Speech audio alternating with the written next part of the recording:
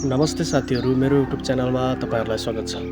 आज चाहिँ म धेरै दिनपछि म तपाईको माझ आएको छु र यो चाहिँ मेरो छोटो ब्लग के कस्तो लाग्छ मिठो प्रतिक्रिया जनाउनु होला साथीहरू।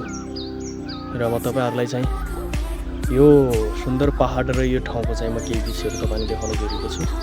र आज चाहिँ म मेरो गाउँतिर चाहिँ म घुम्न आइरहेको छु र मेरो यो चाहिँ जन्मभूमिको गाउँ म तपाईहरुलाई देखाउन गइरहेको छु है त साथी। हेर्दै गर्नु होला।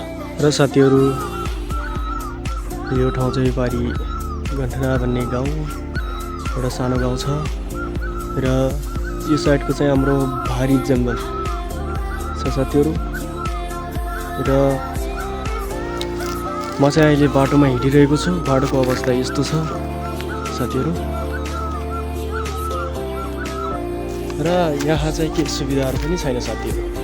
त्यसैले यहाँ चाहिँ मान्छेहरूले पानी बोकेर खानुपर्ने अवस्था छ र कुनै मान्छेहरू बिमारी हुँदाखेरि चाहिँ अब हस्पिटलको व्यवस्था छैन, एकदम टाढा छ।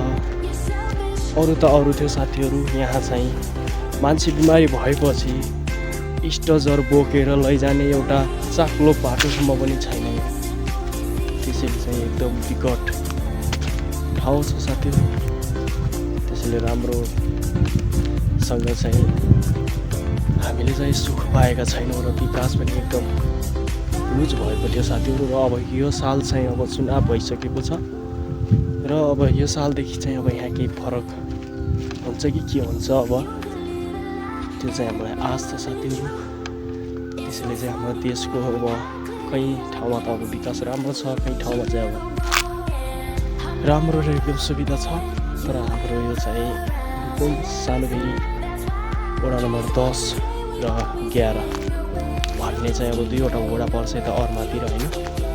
त्यसैले चाहिँ यहाँ चाहिँ राम्रोसँग विकास भएकै छैन।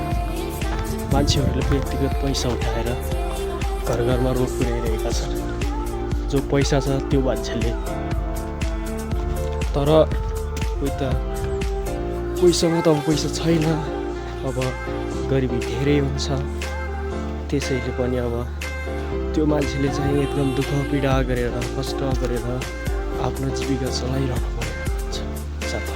म चाहिँ अब रोडमा पुगिसकेँ। यो चाहिँ दाब्रेखोला गाउँको रोड। यहाँ चाहिँ मान्छेहरूले व्यक्तिगत पैसा हालेर रोड बनाउनु भएको छ, तर यहाँ कुनै सरकारले बजेट पनि दिएको छैन। र यही रोड पनि चाहिँ अब व्यक्तिगत मान्छेहरूले पैसा खर्च गरेर बनाउनु भएको छ, तैपनि यो रोड ढङ्गसँग कटिङ भएको छैन र केही टर्निङहरू चाहिँ यहाँ एकदम खराब भइरहेको छ। र साथीहरू यहाँ चाहिँ अब भूकम्प गएको अहिले चाहिँ 5 वर्ष हुन लागिसक्यो होइन। अहिलेसम्म चाहिँ हाम्रो यो सरकारले चाहिँ यहाँ केही हेल्प नै गरेको छैन। हेर्नुहोस्, यो चाहिँ पहिलेकै टहराहरू र यहाँको सुन्दर दृश्य, यहाँको चाहिँ बाली नालीहरू एकदम दामी देखिएको छ।